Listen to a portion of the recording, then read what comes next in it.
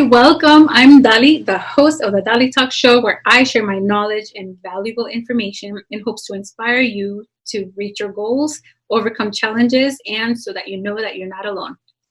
Today's guest is Natalie Morales. She's not only my amazing sister-in-law, she is an incredible pastry chef and owner of Del Corazon Pastries. She's going to share a little bit about her journey and some tips for those who might be considering going into culinary schools, how to hone your skills even further, how to take a calculated risk so that your craft can be noticed at work, and the personal story behind Del Corazon Pastries. So without further ado, here's Natalie Morales. Hi, Natalie. Thank you so much for being on the show. How are you doing today? I'm doing well, Dali. Thank you. How are you? Doing well, thanks. So I'm really excited to have you on, not just because you are my sister-in-law, but because I want the world to know about how talented you are with your pastries and how they can learn more about you. So can you please give our viewers a little background about who you are and what you do? Sure. So I am Latina. I was born and raised here in Silver Spring, Maryland. Both my parents are from Guatemala, and I got into baking because of my brother. Growing up, we used to bake a lot together. Nothing like super fancy or anything like that, but just, Toll House cookies and, other different types of cookies. And he was always the one helping me with Christmas cookies for Santa.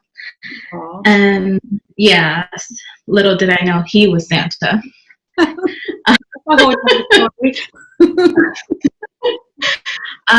So in high school, I knew that I love numbers, but I knew that I didn't want an office job. So it was between accounting, office job, or baking. Yeah, and so I went for baking, where I get both worlds. I get numbers and baking at the same time. So I went for baking. Then I applied to Johnson & Wales University, and I don't know if you know, but they have 4 different campuses. They have one in Denver, Miami, Providence, and Charlotte, North Carolina. So I did 2 years in North Miami, and then I did 2 more years in Providence, Rhode Island. I got my bachelor's degree in baking and pastry and a minor in food service management. So with that, I actually got a lot of opportunities. I got to work at a Kimpton hotel in Miami. I got to work at a Marriott hotel in Puerto Rico. I've also worked in hotels in DC, opened up a restaurant for a famous chef down here in DC, and I worked at a really well-known bakery down here, also in DC in downtown. So I've been a little bit in different fields of the baking world, and with the whole COVID, we got laid off, and so unemployment covers some, but not all. So I decided to just use what I know and do what I do, and I started an Instagram for my cakes and my pastries. Just because we're in the social media world now and the era of it, everything is super, super visual now. Mm-hmm. So I decided to start an Instagram, and that's where I started posting my cakes, and everyone started sharing them and liking them. And thankfully, through Instagram, I've gotten a lot more customers because of it. Ooh, that's really amazing. So, I know your talent because I remember you going through school and you showing me the wonderful, beautiful sculptures that you used to make. And I remember also taking some additional classes after, like in between your semesters and after you graduated. And it was very impressive. Can you tell us a little bit about how you continued that education post-graduation? Sure. So I've taken a couple classes. You never stop learning. That's something that I learned even after school. Like, especially now, everything's so fast-paced. Everything changes over. The turnover is so fast. you have to learn new techniques and new everything. So I've taken different classes with different famous chefs, and I've taken sugar flour classes with Maggie Austin. She's super well known in the wedding industry and cake industry, so everyone aspires to be like her in her sugar flours. And she calls me her gold star student because I've taken so many classes with her. But that just shows like how many classes. I think I've been to like 7 or 8 classes so far. So I've taken a lot of classes, and really I've taken her classes mostly because in the positions I've been at my full-time jobs, I haven't been allowed for that creativity, the making of the sugar flours. Like I'm mostly just production and mostly just baking and morning baking and stuff like that. So when I was at hotels, I was pushing out banquets early in the morning, breakfast banquets, lunch banquets of like 300 plus people. Even on Sundays, we had like wedding brunches and things like that. So my outlet was to take her classes. Mm-hmm. Oh, you know, this, yeah. As you were saying that, I'm recalling that you worked at a one of those private golf course places, right? Yes. I remember yes. when you started mentioning your love for baking. And it's really funny. I point that out because I recently had a discussion on Instagram and with other people about doing a self-analysis of what themes or patterns you can discover from your past. And, you know, the baking with your brother and your first, that was your first job, right? Yes, at the country club was my first kitchen job. Right. And so the patterns there, and it's so funny how now this is what you're doing. And not only are you doing that, you know, for a business, I mean, before COVID at least, but you're doing that for yourself. And it's really beautiful to see how you honed something that seems so like, hey, I mean, what kid doesn't like to bake, right? And yeah, making these beautiful, beautiful pastries, because they're almost, some of them look like you don't want to eat them because they're so gorgeous. But you have to eat them. You have to. Oh, for sure. I mean, that was just like my first thought, but of course that's not very long lived.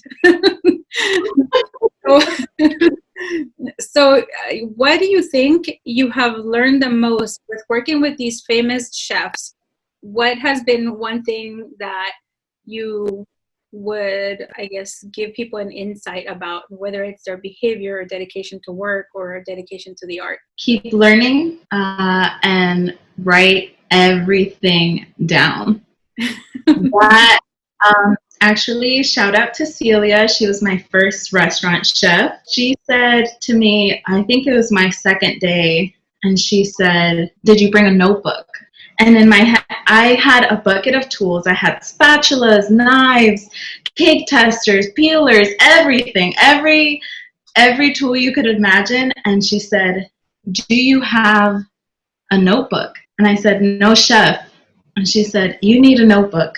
She said, "Not having a notebook and not writing things down is the easiest way to get in trouble." Mm-hmm. And I was like, okay. And so she said, you know, you write things down once and then you don't have to ask a second time. You just reference your notebook again. And so that stayed with me forever. And I do write everything down. And I go through a ton of tiny little moleskin notebooks. I love that. That's a great tip. Can I ask you, if you had a mentee to speak to right now, what advice would you tell them if they're looking into the culinary schools? Oh, that's a hard one. I hope you're not watching Food Network. Oh, but you know they are. Because school and real life kitchens are nothing like Food Network. I wish they were, but they aren't. And scale everything. Stop using cups and teaspoons. Weigh everything in grams. Yes. Develop your own style and your own recipes. So working in different places, different hotels, different restaurants, and different bakeries, you don't exactly want to use exactly their recipe. Maybe take their recipe and change a percentage of sugar, butter, flour, whatever it is, and develop your own recipes, or take like a base recipe and make it your own. I think those are my few tips. Okay, thank you. Yeah. So you said that you took the extra classes because your creativity was hindered at work. So is there a way to stand out as an employee with your creativity, although they might not really encourage you to use that creativity in their kitchens? So my last employer actually knew that I was really good at sugar flours and that I could do cakes, but I don't think they actually knew to what level. And our kitchen was pretty much divided between cake staff and production staff, which is not a bad thing. It works. It works for them. Just I had a little bit of an upper hand, just because not only was I a sous chef there, but she also, because she knew of my knowledge of cake, when one of the cake staff either was sick or on vacation or anything like that, she would say, would you mind helping out with cakes, and kind of just show them what you got. Mm-hmm. Yeah. So you gotta be a little risky and just Yeah. plans here and there. Okay. Yeah. So you mentioned that because of COVID, you started your Instagram page. Can you tell us a little bit about that? And please make sure to mention your handle. So with my Instagram, I had to start an Instagram because, like I said, everything is super visual now. I went off of my personal Instagram, but then I realized that that's actually a local bakery in my area. So I quickly had to change the name. Serious? I love her name. I was wondering why you had changed that, but it's yes, I really liked it. I took like a play off of it, but I quickly realized that it was a local bakery in Virginia, and I'm in Maryland, so it's pretty close. And I didn't want any problems with that. So I thought, what am I trying to convey? So I started thinking and brainstorming, and I said, I want people to eat my pastries, eat my cake, and think, like, this came from her heart. Like, she put, how people say she put her foot in it? Yeah. I want people to say she put her heart in it. I love that. So really, I love to bake and I love to decorate, and, pastries it's so beautiful. Mm-hmm. And so I said, I want to give the client a piece of my heart, like something that comes from me. And I'm Latina, so I had to, and I speak Spanglish a lot, so I had to say, I want this to come from the heart. And that's in Spanish, so I said, del corazón. But I couldn't just use del corazón because that is already taken on Instagram. So I know. So I decided to use del corazón pastries. So that means from the heart, and it's in my bio. I also say, like, for my non-Spanish speakers, I make cakes and pastries of all kinds, but that's how I came up with Del Corazon Pastries on Instagram. So I try to post most of the cakes that I make on there. Some of them are, just simple cakes, like a simple just happy birthday. Or I recently had a baptism cake that she didn't want anything too fancy over the top because it was just the three of them. So she wanted just God bless you, Gio. And I think that they're truly works of art. Every time I see one, and some of my favorite ones are the ones the COVID ones, because you got to put humor into bad situations, and I think you delivered that so well. But you have some on there that I look at them and I always wonder, like, wait, is that edible? and or is that all sugar? And then I'll ask, and I find out they're all sugar. It's incredible what you're doing. I think that you bring a little bit of happiness and joy when people receive their pastries. Not only are they celebrating a pretty important moment, but they're enjoying it with beauty. And I think that means a lot. And it definitely reflects, or it definitely conveys what the title of your handle is. Yeah. So the COVID cakes are all from one customer. She and I actually went to middle school together, and those are for her kids. And so they wanted COVID cakes because it was like right at the beginning of COVID. So they got those cakes, and she's actually been a lifetime. She told me, she's like, I'm your new lifetime customer. So. So through COVID, I've gotten a lot of customers because I don't know about California, but everything shut down here in Maryland. So all bakeries and everything's closed, but people still have birthdays and people still want to celebrate. So I was talking to another baker and I said, I've never made so many 6-inch cakes because they're like super tiny cakes, which most of the cakes that I've been making are. So, yeah. And do you have any upcoming sales or events that you would like our viewers to know about? I actually do. On Saturday the 15th, I'm going to be offering canapés by the dozen. Have you ever had one? I haven't. You're missing out. So it's a French pastry. It's dark and caramelized on the outside, and on the inside it's so delicious. It's like a custard-like. It's kind of like biting into caramelized creme brulee, sort of. Instead of creme brulee. Oh, how I am about those. Okay. Yes. She makes the best creme brulee cupcakes. I didn't even know you could do that. And they're just delicious. It's like that memory that will never leave your mind, your brain. That's how good it was. So you can also just custom order, just reach out to you via DM on Instagram and request any custom item, right?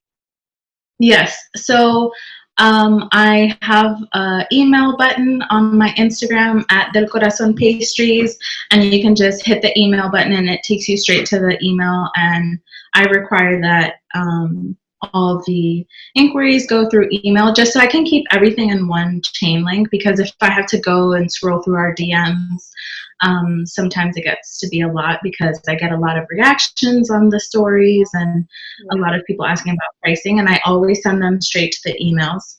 Okay, perfect. Well, is there anything else you'd like to leave us with? Any stories or tips, or even like when they receive their pastry, any tips that you want to give them about that? Take a picture and post it on Instagram. And I always accept good or bad, but thankfully I have not received any bad feedback.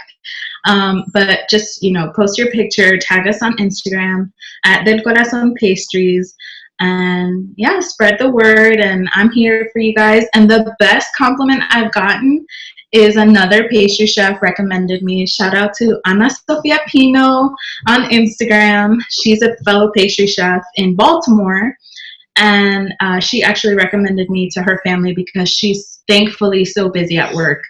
Wow. Well, that's amazing. And I think I did see that on your Instagram. So congratulations. It's always nice to get a shout out from another colleague. Well, yeah. Thank you so much, Natalie, for being on the show. I hope that you get a ton of sales from this show, this airing, and I'll be talking to you. Great. Thank you so much, Dalia. I appreciate your time. Well, there you have it. Another wonderful guest on the Dalitalks show. This time it was my sister-in-law, Natalie Morales, owner of Del Corazon Pastries. You can find her on Instagram. Her handle is Del Corazon Pastry. Didn't you love that story about how she came up with the name? I absolutely love it. And And I know that she puts her entire heart into it. And I know how meticulous she is about her craft. So when you get one of her pastries, you're not just getting a pastry, you're getting a piece of art. So thank you once again for watching. One of the biggest compliments that you can give me is by subscribing to this channel and going on to Dalitalks.com to subscribe to our newsletters so that you can get updates on upcoming guests, events, and other resources. Once again, thank you for being here, and I'll see you next week.